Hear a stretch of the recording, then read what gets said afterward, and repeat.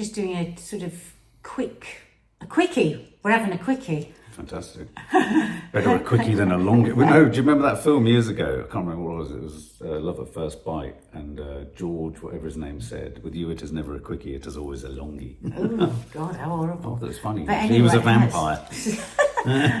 We are here to talk about ADHD. Now, this is off the back of an article that was actually published a couple of days ago In the Times. And every time we've done Coffee Moaning, people have said, "What do you think? We've got to talk about it." And if I'm honest, I actually avoided the article, which is very unlike me because of the headline, because I felt weary of having to defend. Well, this is by Dominic Lawson, brother of Nigella Lawson, and it's an op-ed piece. It's an opinion piece rather than an article. He says, his headline, "I'm sorry, but all this ADHD doesn't add up. Celebrities have helped convince us that we all need an illness identity." Now, the word celebrity is a kind of multifaceted thing, but you were mentioned in The Guardian, so you're one of these celebrities that he's kind of aiming his arrow at, if you like. And the suggestion in his piece is that self-diagnosis, he talks about self-diagnosis, you shouldn't, which we should all be cautious around self-diagnosing as ADHD. And he's essentially saying there's too much of a prevalence of people saying they've got ADHD. It can't be true. It can't be right. It's a bunch of celebrities just, going on about it. And is he a psychiatrist? No, he's not. Has he worked on any of the research? No, but he does quote. He does quote he some. know what ADHD is? Because I bet he doesn't. Because I haven't told a single person what ADHD actually is without them going, "Oh my God, really? I had no idea." Well, he says, "I suppose at least half the population could make a persuasive application to join the burgeoning club." I mean, all his language is full of sarcasm. Constant fidgeting, poor concentration, acting without thinking, careless mistakes, forgetfulness, difficulty organising tasks, inability to listen or carry out instructions. Now, no, but he hasn't actually said what it is. And this is where all the confusion comes in. Because many people can identify with those symptoms, with some of those symptoms, because many people that don't have ADHD will have some of those symptoms. And he quotes, who's the comedian? Johnny Vegas. Who in an interview said, "Well, I suppose everybody's a bit ADHD." I don't think necessarily Johnny Vegas was being dismissive. I think I don't think he was. No. I think again, he probably doesn't realise that that's not actually true. Yeah. Because not everybody has a bit of ADHD, not everybody has a bit of autism, not everybody has a bit of dyslexia. These are recognised, very well researched conditions. And actually what ADHD means is that your brain doesn't make enough dopamine, or your brain absorbs dopamine in a way that a neurotypical, for want of a better word, brain works. The thing is here, with that very first sentence, Mark, what was it? Celebrities have convinced us. Say that? Quote that? It's right at the beginning. Celebrities have helped convince us that we all need an illness identity. So what have I helped convince him then when I've spoken about it? What does that mean? Helped convince people that they all need a that's just plucked from nowhere. I think when people talk about things that are going on for them, whether it be ADHD or anything else, for generations, everything was kept a secret. People would suffer in silence about all kinds of things. And I know that there is this wave against awareness. In fact, he quotes a psychiatrist there, which actually I wanted to give up when I read that. Well, this guy that he quotes is Professor Sir Simon Wesley, back in 2017, in an exit interview with the British Medical Journal. I presume exit means he was leaving. He said... That's a shame. Yeah, he was stepping down from his role as president of the Royal College of Psychiatrists. So it's pretty damn high. He says, "Every time we have a mental health awareness week, my spirits sink." Let's just take that in, right? This is supposed to be from a caring profession. But right? where he's coming aware from... that many people might be suffering in silence. But where he's coming from, and I think where Dominic Lawson, the writer of the article, is also coming from, is the idea that and there are practical issues here, pragmatic issues with what they're saying. And there is a pragmatism within this article that, I'm not being devil's advocate, but I'm kind of drawn towards the idea that there is a problem here, which is, there is a shortage of ADHD drugs. I struggle to get my drugs now. There is... Can we just finish with what Yeah, you there's said, a shortage of... I think this is where he's coming from. So Yes, and there's a okay. shortage of psychiatrists. Every time we have a mental health, my spirits sink. We don't need people to be more aware. We can't deal with the ones who are already aware. I'm really worried that we will overstretch and demoralise our mental health services if all we do is raise awareness. He also noted that a recent poll of students showed that over 3/4 said they had mental health problems, and observed one wonders what's happening. You have to think, well, this seems unlikely. Wow. I mean, it's just so much in there, isn't it? Well, Can you one of just the- keep quiet? Can we just only diagnose the amount of people that we can manage? You don't fit it the other way round. No. You don't say we can't manage Well, this. you wouldn't do It's like this- saying, listen, if you've got a lump in your breast, a tiny lump in your breast, because you're not tell us, we're a bit Because we're overwhelmed. At the overwhelmed. moment Well, I was going to with say it's people the that are same further thing. If down you've the got road. diabetes or whatever, you've got a life-threatening physical ailment, we would never say to anyone. In fact, it would be a cancelling sort of thing to say to anyone, don't complain or don't come to us with your terminal condition or your life-changing condition, because we can't cope. I have found in the psychiatrists that I have met a pomposity that I found actually stomach churning. Now, there are lots of brilliant psychiatrists, but I have found a pompousness to them that I felt really excluding, and I feel that in that tone. And, you know, where are all the stats around things like 2/3 of people with ADHD will be into addictive behaviours? What about all the stats about the failures of kids at school with ADHD because they can't concentrate, because they have real needs that need to be met? Why now when somebody is diagnosed with ADHD, are there things in place to help them with their exam? We're talking about the possibility of people, just don't forget, it's society that gives us how we fail and how we don't. And I'm afraid society says, if you haven't gone through school and you haven't got your exams and you haven't got this, then you're failing. And these people are exactly the sort of people that would say that. The psychiatrist goes on to say, my prediction is that this will lead to a slow but steady shift of resources away from the most severely ill.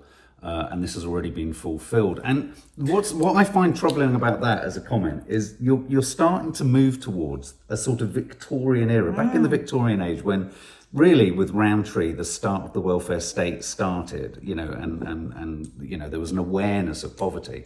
Coming out of the Victorian era, there was a phrase called the deserving poor and the undeserving Exactly. poor. And I think the danger with this is you start to talk about the undeserving mental health sort of victims or patients and the deserving mental health. There is a valid point that, you know, resources need to be expanded.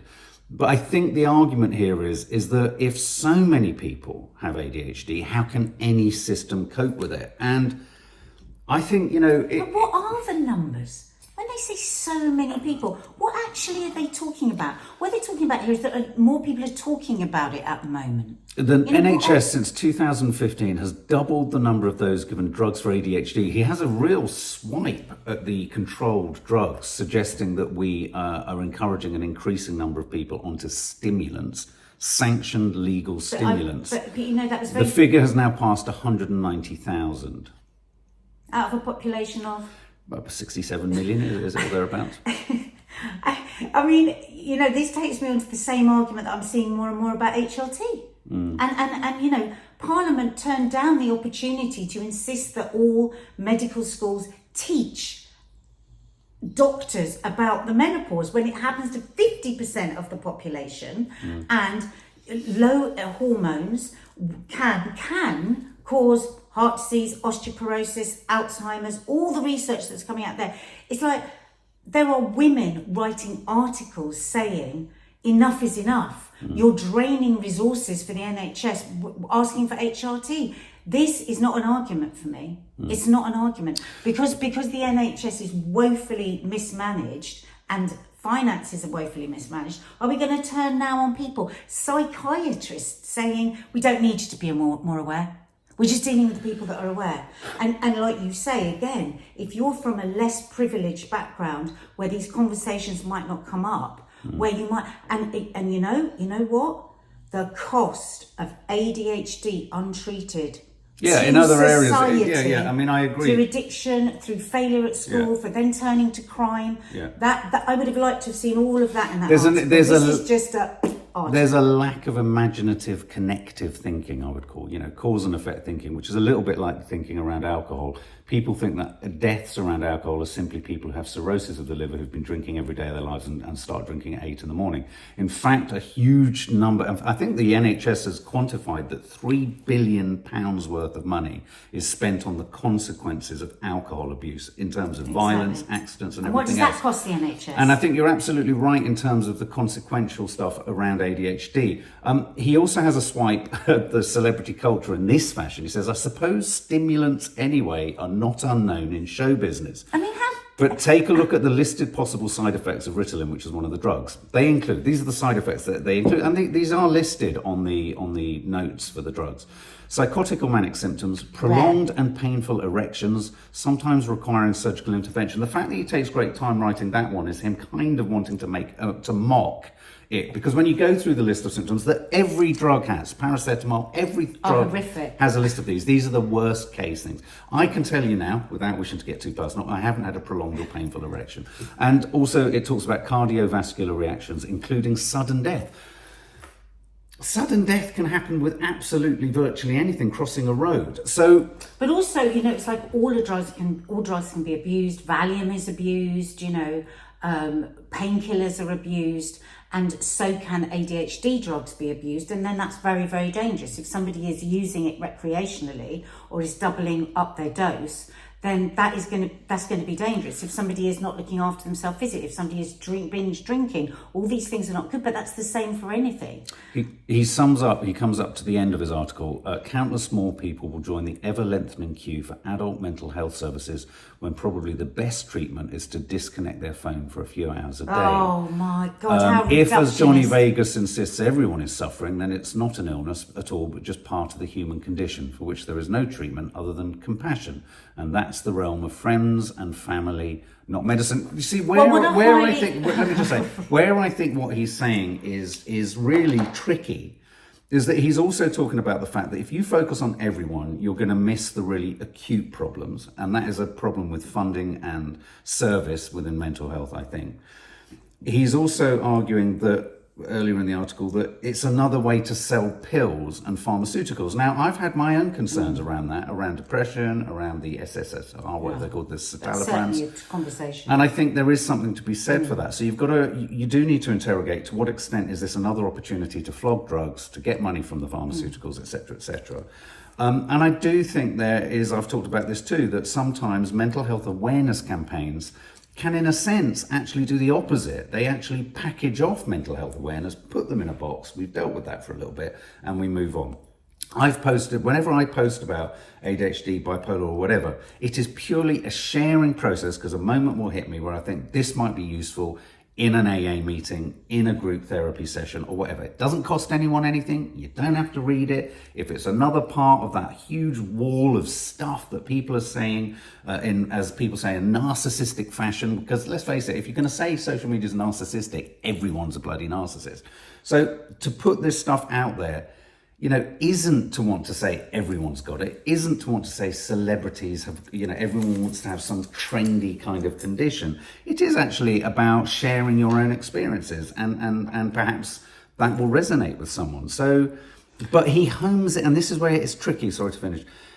He homes in on thoughts that even when I read it, I thought, he's an intelligent man. I can see how that will appeal to certain people in their dismissal of mental health. He's also extremely privileged with the privilege of a great education, with the privilege of friends to talk to, with the privilege. And what about people that don't have? I mean, I've heard some stories about ADHD and the stats are quite extraordinary, and about how the impact on women. I wish I had those stats to hand now, actually. And obviously, the less privileged background you're in, that you come from, the more vulnerable you are to all sorts of things. And I think this kind of opinion-based article is just so old-fashioned.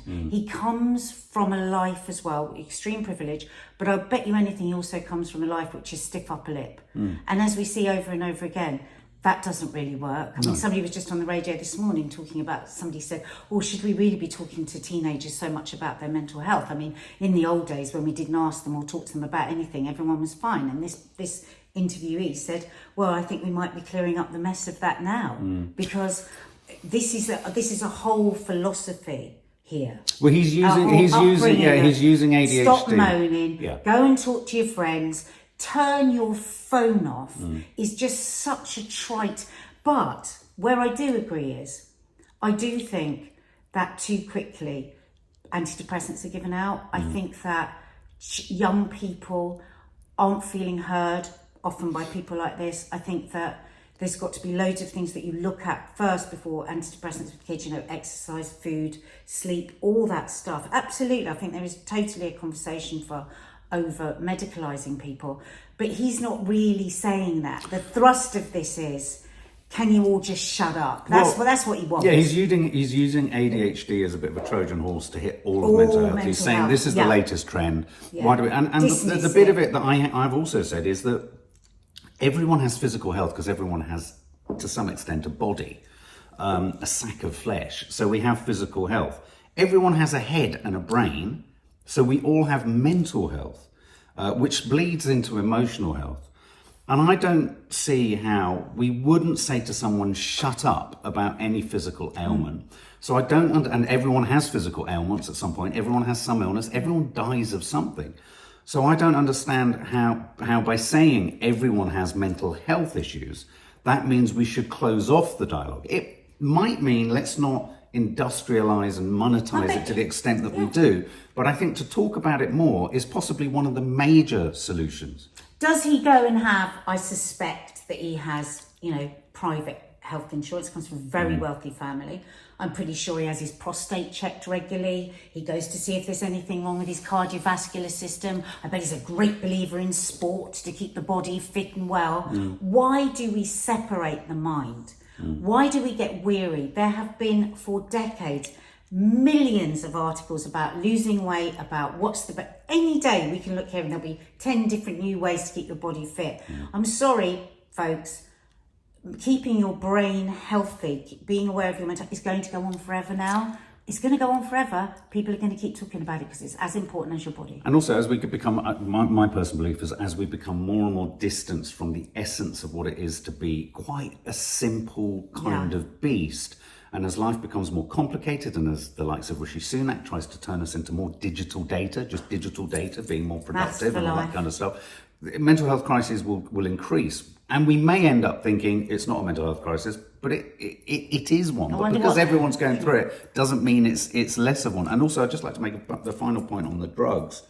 One of the things where his kind of thing about, everyone getting on stimulants and all, these drugs for ADHD don't work like the drugs for depression or bipolar and what have you. You build up the effects of, say, bipolar drugs, the citalopram and all that kind of stuff over a 6 to 8 week period of time. And if you were to come off them, you have to really come off them slowly. The difference with most, if not all ADHD drugs, is that it impacts on you for the day. So there isn't, but also, there isn't the same sort of long-term sort of sell. If you take ADHD drugs and you don't have ADHD, all sorts of things happen. Right. Like really crazy stuff, and you can't sleep, and lots of stuff. So very quickly, you would know if you are taking ADHD drugs and you don't have ADHD. So it doesn't affect you in the way that a stimulant does if you didn't have ADHD. In fact, often people have self-medicated without realising, self-medicated ADHD by using stimulants because it calms them down and lets them sleep. It does actually the complete opposite. Yeah, as a disclaimer, Nadia was lucky insofar as, the program you worked on allowed you to be diagnosed. I had ongoing issues with bipolar. I too was lucky to be able to find a psychiatrist that I could talk to, but within that, I kind of got the ADHD diagnosis too. But my art does go out to people who are in this system. And so when he sort of throws away self-diagnosis, I think you have to kind of bear in mind the fact that people are looking and probably striving with great stress for some explanation as to why they're feeling like they're feeling and doing what they're doing. Why they're struggling, why their child feels. I mean, you know, just when I think back to what could have happened for me at school, what I think about a friend of ours whose daughter's been diagnosed recently and the complete turnaround for her at school. These are really important big issues, not to be just flicked away with a nice little, oh, let's just pick at this. I don't think it's very well researched actually either. There you go. We've got no stats there, we've got nothing. What do you think, guys? What do you think? Share your thoughts below.